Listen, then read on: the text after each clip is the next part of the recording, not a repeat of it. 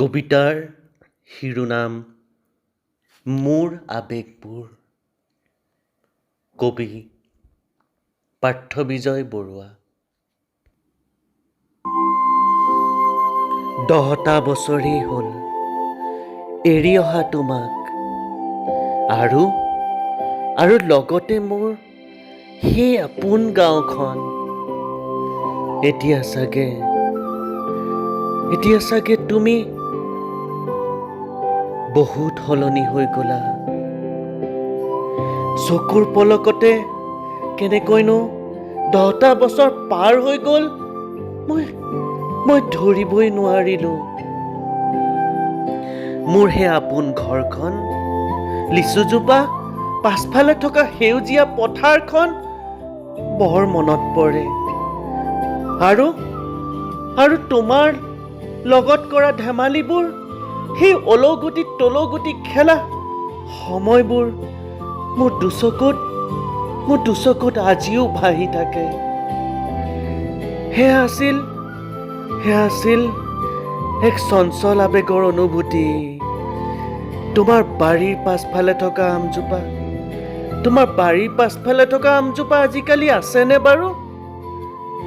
কি যে মিঠা আছিল আমবোৰ। তুমি মই হেঁপাহ পলুৱাই খাইছিলোঁ। এতিয়া চাগে সেই আমজোপাও তোমাৰ দৰে ওখ ডাঙৰ হ'ল।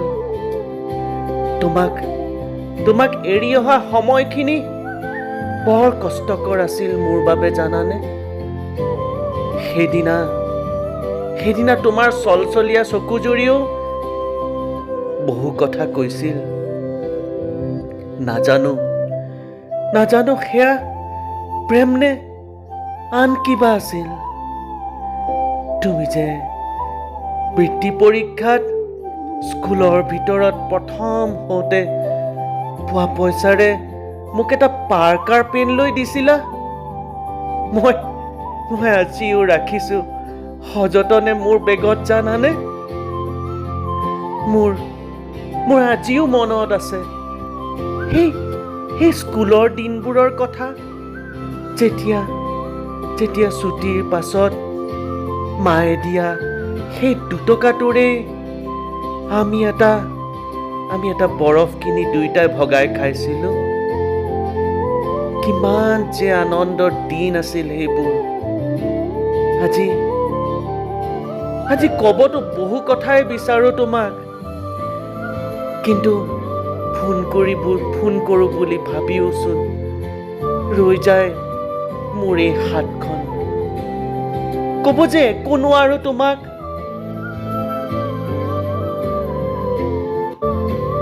মায়ে কয় ফোনত তোমাৰ কথা কেতিয়াবা। তুমি বোলে আজিকালি বৰ ধুনীয়া হৈছা। বহুবাৰ কোৱাৰ পাছত মায়ে সেইদিনা তোমাৰ ফটোখন মোবাইলত পঠিয়ালে। সেইদিন ধৰি ৰাতিপুৱা, ৰাতি, দুপৰীয়া কেৱল তোমাকেই মই চাই থকা হৈছে। যেতিয়াই তোমাক চাওঁ, এক মিচিকীয়া হাঁহি মোৰ ওঠত আহি ৰৈ যায়। সঁচাই তুমি ধুনীয়া। আজিকালি ৰাতি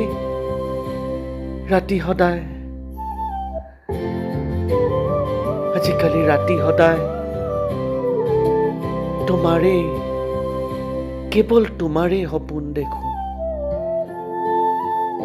এনে লাগে যেন তুমি মোৰ সন্মুখতে ৰৈ আছা।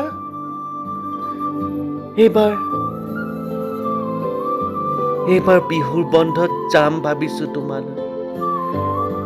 ভাবিছোঁ ঘৰলৈ। তোমাক লগ পাই মনৰ সকলো কথা ক'ম, আৰু তোমাক চিৰদিনৰ বাবে নিজৰ কৰি ল'ম। ধন্যবাদ।